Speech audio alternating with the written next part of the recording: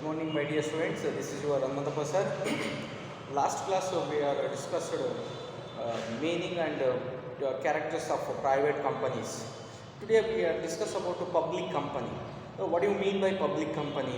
A public company ಅಂದರೆ ಏನು, public ಕಂಪನಿಯಲ್ಲಿ ಇರಬೇಕಾಗಿರುವಂಥ ಕ್ಯಾರೆಕ್ಟರ್ಸ್ ಏನು ಅಂತ ನೋಡ್ತಾ ಬಂದಾಗ ಮೇಯ್ನ್ಲಿ ನಾವು ಪಬ್ಲಿಕ್ ಕಂಪನಿಗೂ ಮತ್ತು ಪ್ರೈವೇಟ್ ಕಂಪನಿಗೂ 6 ಟೈಪ್ ಆಫ್ ಡಿಫ್ರೆನ್ಸಸ್ಸನ್ನು ನಾವು ನೋಡ್ತಾ ಹೋಗ್ತೀವಿ. ಸೊ ಫಸ್ಟ್ ಒಂದು ನೋಡೋದಾದರೆ, ಸೊ ಪ್ರೈವೇಟ್ ಕಂಪನಿ ಅಂದರೆ that means meaning of public company ಏನು ಹೇಳುತ್ತೆ, ಯಾವುದನ್ನು ನಾವು ಪಬ್ಲಿಕ್ ಕಂಪನಿ ಅಂತ ಕರಿತೀವಿ. Public company nothing but government undertaking companies. So ಈ ಗೌರ್ಮೆಂಟ್ ಅಂಡರ್ಟೇಕಿಂಗ್ ಕಂಪನೀಸಲ್ಲಿ ಕಂಪಲ್ಸರಿಯಾಗಿ ಏನೇನು ಪ್ರೊಸೀಜರ್ಸ್ ಇರಬೇಕು, ಯಾವ ಥರದ ಶೇರ್ ಕ್ಯಾಪಿಟಲ್ ಇರಬೇಕು, ಎಷ್ಟು ಮಿನಿಮಮ್ ಪೇಡ್ ಅಪ್ ಕ್ಯಾಪಿಟಲ್ಸ್ ಇರಬೇಕು, ಆರ್ ಎಷ್ಟು ಮೆಂಬರ್ಸ್ ಇರಬೇಕು ಅನ್ನೋದನ್ನು ಬೇಸಿಸ್ ಮೇಲೆ ನಾವು ಪ್ರೈವೇಟ್ ಆರ್ ಪಬ್ಲಿಕ್ ಕಂಪನಿ ಅಂತ ಏನು ಮಾಡ್ತಾ ಬರ್ತೀವಿ, ಬೈಫರ್ಗೇಟ್ ಮಾಡ್ತಾ ಹೋಗ್ತೀವಿ. ಸೊ ಫಸ್ಟ್ ಒಂದು ನೋಡೋದಾದರೆ, so meaning of public companies ಅಂತ ನೋಡ್ತೀವಿ. So what is the meaning of company? So mainly ನಾವು 6 ಟೈಪ್ ಆಫ್ ಕ್ಯಾರೆಕ್ಟರ್ಸ್ ಬೇಸಿಸ್ ಮೇಲೆ ಆ ಕಂಪನಿ, ಪಬ್ಲಿಕ್ ಕಂಪನಿ ಅನ್ನೋದನ್ನು ನಾವು ಕನ್ಸಿಡರ್ ಮಾಡ್ತಾ ಹೋಗ್ತೀವಿ. ಹಾಗಾದರೆ ಫಸ್ಟ್ ಒನ್ ಏನಿದೆ, first one is not private company. ಯಾವುದೇ ಕಂಪನಿ ಪ್ರೈವೇಟ್ ಕಂಪನಿ ಆಗದೆ ಇದ್ದರೆ ಅಂತಹ ಕಂಪನಿಯನ್ನು ನಾವೇನಂತ ಕರಿತೀವಿ, ಪಬ್ಲಿಕ್ ಕಂಪನಿ ಅಂತ ಕರಿತೀವಿ. So first one is not private company. So here we know that there are 2 types of companies. One is private company, another one is public company. So firstly, any one company that not private company, automatically another type is public company, right? So ಹಾಗಾಗಿ so ಯಾವುದು private company ಅಲ್ವೋ ಅಥವಾ private company ಅಲ್ಲದೆ ಇರೋವಂಥದ್ದನ್ನ ನಾವೇನಂತ ಹೇಳ್ತೀವಿ, public company ಅಂತ ಹೇಳ್ತೀವಿ. And second one is paid up share capital. ಹಾಗಾದರೆ ಪ್ರೈವೇಟ್ ಕಂಪನಿಯಲ್ಲಿ minimum paid up share capital ಎಷ್ಟು ಇರಬೇಕಿತ್ತು, 1 lakh rupees ಇರಬೇಕಿತ್ತು.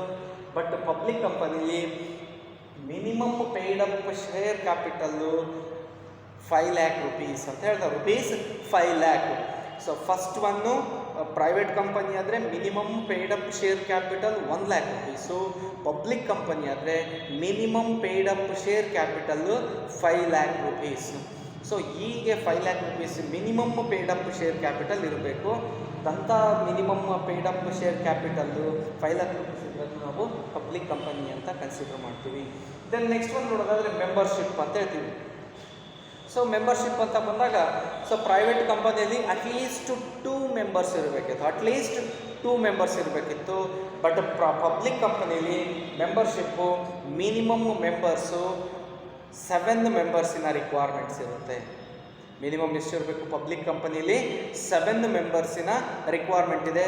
ಸೊ 7 ಮೆಂಬರ್ಸು ಒಂದು ಪಬ್ಲಿಕ್ ಕಂಪನಿಯಲ್ಲಿ ಮಿನಿಮಮ್ ಮೆಂಬರ್ಶಿಪ್ಪನ್ನು ತೊಗೊಂಡಿರಬೇಕು ಅಂತ ಹೇಳ್ತೀವಿ. ಆ್ಯಂಡ್ ಅನದರ್ ಒಂದು ನೋಡೋದಾದರೆ ಮ್ಯಾಕ್ಸಿಮಮ್ ಲಿಮಿಟ್ಸ್ ಅಂತ ಹೇಳ್ತೀವಿ. ಏನು ಮ್ಯಾಕ್ಸಿಮಮ್ ಲಿಮಿಟ್ಸು? ಹಾಗಾದರೆ ಮಿನಿಮಮ್ 7 ಮೆಂಬರ್ಸ್ ಏನಾದರೂ ಇದ್ದರೆ ಮ್ಯಾಕ್ಸಿಮಮ್ ಪ್ರೈವೇಟ್ ಕಂಪನಿಯಲ್ಲಿ 200 ಅಂತ ಹೇಳಿದ್ವಿ ನಾವು. ಪ್ರೈವೇಟ್ ಕಂಪನಿಲಿ 200 ಅಂತ ಹೇಳಿದ್ವಿ. ಬಟ್ ಪಬ್ಲಿಕ್ ಕಂಪನಿಯಲ್ಲಿ ಅನ್ಲಿಮಿಟೆಡ್ ಮೆಂಬರ್ಶಿಪ್ಪನ್ನು ನಾವು ನೋಡ್ತಾ ಹೋಗ್ಬೋದು. ಇಲ್ಲಿ ಯಾವುದೇ ಥರದ ರಿಸ್ಟ್ರಿಕ್ಷನ್ಸ್ ಇರಲ್ಲ. ಸೊ ಮ್ಯಾಕ್ಸಿಮಮ್ ಲಿಮಿಟ್ಸ್ ಅಂದರೆ ಮೆಂಬರ್ಶಿಪ್ಪಿನ limits it's unlimited maximum membership ಅಂತ ಹೇಳ್ತೀವಿ. ಆ್ಯಂಡ್ ಫಿಫ್ತ್ ಒಂದು ನೋಡೋದಾದರೆ ಇನ್ವೈಟ್ ಟು ಪಬ್ಲಿಕ್ ಅಂತ ಹೇಳ್ತೀವಿ. Invite the public. ಏನು invite the public? Which can invite the public to subscribe to its shares or debentures. So private ಕಂಪನಿಯಲ್ಲಿ ನೀವು there is no invitation to the public for its shares or debentures, but public company compulsorily invite to the public to the purpose of its shares and subscribe the shares and debentures. Public ಕಂಪನಿಯಲ್ಲಿ ಪಬ್ಲಿಕ್ಗೆ ಶೇರ್ಸನ್ನು purchase ಮಾಡಿ ಡಿಬೆಂಚರ್ಸನ್ನು purchase ಮಾಡೋದಕ್ಕೆ invite ಮಾಡ್ಬೋದು.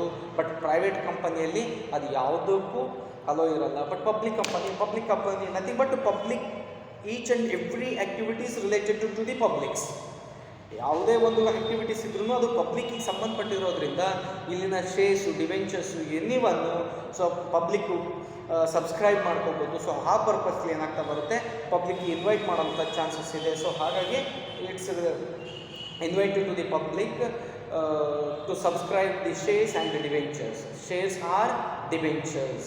And another one, last one is the transfer of shares. So does not restrict the right of its shares to the transfer ಅಂತ ಹೇಳ್ತೀವಿ. ಅಂದರೆ ಏನು ಮೆಂಬರ್ಸಿನಲ್ಲಿರುವಂಥ ಶೇರ್ಸ್ ಇದ್ದಾವೆ, ಆ ಶೇರ್ಸನ್ನು ನೀವು ಈಸಿಲಿಯಾಗಿ ಎನಿ ಪರ್ಸನ್ಸ್ಗೆ ಈಸಿಯಾಗಿ ಟ್ರಾನ್ಸ್ಫರ್ ಮಾಡ್ಬೋದು without director permission.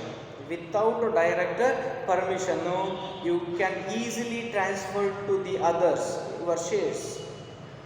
You can easily transfer your shares to the others ಅಂತ ಹೇಳ್ತಾರೆ.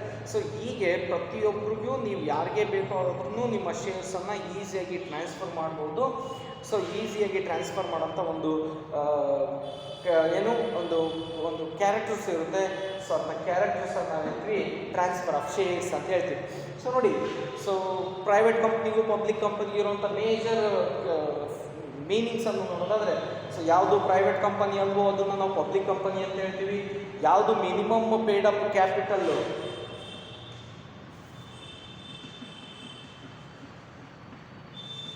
₹5 lakh ಇರುತ್ತೋ, ಆ ₹5 lakh ಇರೋವಂಥದ್ದನ್ನ ನಾವೇನಂತೀವಿ ಪಬ್ಲಿಕ್ ಕಂಪನಿ ಅಂತ ಹೇಳ್ತೀವಿ. ಮೆಂಬರ್ಶಿಪ್ಪು ನೋಡಿ, ಅಲ್ಲಿ ಮಿನಿಮಮ್ ಮೆಂಬರ್ಶಿಪ್ಪು 2 persons ಇರಬೇಕಿತ್ತು, 2 members ಇರಬೇಕಿತ್ತು. ಇಲ್ಲಿ ಮಿನಿಮಮ್ ಎಷ್ಟು ಇರಬೇಕು, 7 members ಅಂತ ಹೇಳ್ತೀವಿ. ಮ್ಯಾಕ್ಸಿಮಮ್ ಅಲ್ಲಿ ಎಷ್ಟು ಇತ್ತು, 200 ಮ್ಯಾಕ್ಸಿಮಮ್ ಎಲ್ಲಿ ಪ್ರೈವೇಟ್ ಕಂಪನಿಲಿ. ಬಟ್ ಪಬ್ಲಿಕ್ ಕಂಪನಿಯಲ್ಲಿ ಅನ್ಲಿಮಿಟೆಡ್ ಅಂತ ಹೇಳ್ತೀವಿ. ಪ್ರೈವೇಟ್ ಕಂಪನಿಯಲ್ಲಿ 200 ಮೆಂಬರ್ಸು,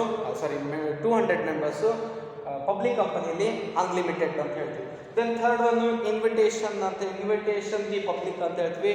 ಅಲ್ಲಿ ಪ್ರಾಹಿಬಿಟೆಡ್ ಅಂತ ಹೇಳ್ತಾ ಇದ್ವಿ, ಇಲ್ಲಿ ಇನ್ವೈಟ್ ಅಂತ ಹೇಳ್ತೀವಿ. ಆ್ಯಂಡ್ ಲಾಸ್ಟ್ ಒಂದು ಟ್ರಾನ್ಸ್ಫರ್ ಆಫ್ ಶೇರ್ಸ್ ಅಂತ ಹೇಳ್ತೀವಿ. If you can any shares transfer any transfer of shares ಅನ್ನೋದಾದರೆ ಅಲ್ಲಿ ನಾವೇನು ಮಾಡ್ತಾ ಬರಬೇಕಿತ್ತು, ಕಂಪಲ್ಸರಿಯಾಗಿ ಬೋರ್ಡ್ ಆಫ್ ಡೈರೆಕ್ಟರ್ನ ಪರ್ಮಿಷನ್ ತೊಗೋಬೇಕಿತ್ತು. ಬಟ್ ಇಲ್ಲೇನಿದೆ, ಯಾವುದೇ ಬೋರ್ಡ್ ಆಫ್ ಡೈರೆಕ್ಟರ್ನ ಪರ್ಮಿಷನ್ನಿನ ರಿಕ್ವೈರ್ಮೆಂಟ್ ಇಲ್ಲ. ನೀವು ಈಸಿಯಾಗಿ ಶೇರ್ಸನ್ನು ಟ್ರಾನ್ಸ್ಫರ್ ಮಾಡ್ಬೋದು. ಟ್ರಾನ್ಸ್ಫರ್ ಮಾಡೋದಕ್ಕೆ ಬೇಕಾಗಿರೋ ಫ್ರೀಡಮನ್ನು ಪಬ್ಲಿಕ್ ಕಂಪನಿಯಲ್ಲಿ ಕೊಟ್ಟಿರ್ತಾರೆ. ಸೊ ಈ ಥರದ ಮೀನಿಂಗನ್ನು ನಾವೇನು ನೋಡ್ತಾ ಬರ್ತೀವಿ, ಪಬ್ಲಿಕ್ ಕಂಪನೀಸಲ್ಲಿ ನೋಡ್ತಾ ಬರ್ತೀವಿ. Same features according to Indian companies act, any previous laws basis ಮೇಲೇ ಪಬ್ಲಿಕ್ ಕಂಪನಿಯನ್ನು ರಿಜಿಸ್ಟರ್ ಮಾಡಿರ್ತಾರೆ. ಇಂಡಿಯನ್ ಕಂಪನೀಸ್ ಆ್ಯಕ್ಟ್ ಏನಿದೆ, ಆ ಇಂಡಿಯನ್ ಕಂಪನೀಸ್ ಆ್ಯಕ್ಟ್ ಬೇಸ್ ಮೇಲೇ ಆ ಥರದ ರೂಲ್ಸ್ ಆ್ಯಂಡ್ ರೆಗ್ಯುಲೇಷನ್ಸು ಅಪ್ಲಿಕೇಬಲ್ ಆಗೋ ಥರದನ್ನೇ ನಾವು ಎಲ್ಲಿ ನೋಡ್ತಾ ಬರ್ತೀವಿ. ಸೊ ಈ ಪಬ್ಲಿಕ್ ಕಂಪನಿಯನ್ನು ನೋಡ್ತೀವಿ. ಬಟ್ ಲಿಟ್ಲ್ ಬಿಟ್ ಡಿಫ್ರೆನ್ಸಸ್ ಏನು ಅಂದರೆ, ಸೊ ಇಲ್ಲಿ ಏನು ಪೇಡ್ ಅಪ್ ಕ್ಯಾಪಿಟಲ್ ಇದೆ, ಮೆಂಬರ್ಶಿಪ್ ಇದೆ, ದೆನ್ ಮ್ಯಾಕ್ಸಿಮಮ್ ಮೆಂಬರ್ಶಿಪ್, ಇದರಲ್ಲೇ ನಾವು ಸ್ವಲ್ಪ ಚೇಂಜಸ್ಸನ್ನು ನೋಡ್ತಾ ಬರ್ತೀವಿ. ಯಾಕೆ ಚೇಂಜಸ್ ನೋಡ್ತಾ ಬರ್ತೀವಿ ಅಂದರೆ, ಪಬ್ಲಿಕ್ ಕಂಪನಿಯನ್ನು ಫಾರ್ಮ್ ಮಾಡೋ ಇಂಟೆನ್ಷನ್ನೇ ಪಬ್ಲಿಕ್ಕನ್ನು ಇನ್ವೈಟ್ ಮಾಡೋದಕ್ಕೆ, ಪಬ್ಲಿಕ್ಕು ಕಂಪನೀಸಿನ ಆ್ಯಕ್ಟಿವಿಟೀಸಲ್ಲಿ ಇನ್ವಾಲ್ವ್ಮೆಂಟ್ ಆಗಲಿ ಅನ್ನೋ ಪರ್ಪಸ್ಲಿ ಏನು ಪಬ್ಲಿಕ್ ಕಂಪನಿನ ಫಾರ್ಮ್ ಮಾಡೋದ್ರಿಂದ. ಸೊ ಇಲ್ಲಿ ಏನಾಗ್ತಾ ಬರುತ್ತೆ, ಪಬ್ಲಿಕ್ ಕಂಪನಿನ ಇಲ್ಲಿ ಅನ್ಲಿಮಿಟೆಡ್ ಆಗಿರುವಂಥ ಮೆಂಬರ್ಶಿಪ್ಸನ್ನು ನೋಡ್ತೀವಿ. ಸೊ ಇಂಡಿಯನ್ ಸಿಟಿಸನ್ಸ್ ಇರೋಂಥ ಎನಿ ಪರ್ಸನ್ನು ಸೊ ಈಸಿಯಾಗಿ ಶೇರ್ಸನ್ನು ಆರ್ ಡಿವೆಂಚರ್ಸ್ ಸಬ್ಸ್ಕ್ರೈಬ್ ಮಾಡ್ಕೋಬೋದು. ಸೊ ಈ ಥರ ಶೇರ್ಸ್ ಆರ್ ಡಿವೆಂಚರ್ಸನ್ನು ಸಬ್ಸ್ಕ್ರೈಬ್ ಮಾಡ್ಕೊಳ್ಳೋಂಥ ಒಂದು ಪ್ರೋಸೆಸ್ ಇರುತ್ತೆ. So easily transfer to others ಅಂತ, easily transfer your shares to others ಅಂತ ಹೇಳ್ತೀವಿ. ಯಾರಿಗಾದ್ರೂ ನೀವು ಶೇರ್ಸನ್ನು ಟ್ರಾನ್ಸ್ಫರ್ ಮಾಡ್ಬೋದು. ಅಲ್ಲಿ ಯಾವುದೇ ಥರದ ರೆಸ್ಟ್ರಿಕ್ಷನ್ಸ್ ಇರಲ್ಲ, ಯಾರ ಪರ್ಮಿಷನ್ನಿನೂ ರಿಕ್ವೈರ್ಮೆಂಟ್ ಇರಲ್ಲ. ಸೊ ಇಷ್ಟು ಏನಿದ್ದಾವೆ ಮೀನಿಂಗ್ ಆಫ್ ಪಬ್ಲಿಕ್ ಕಂಪನಿ ಅಂತ ಹೇಳ್ತೀವಿ.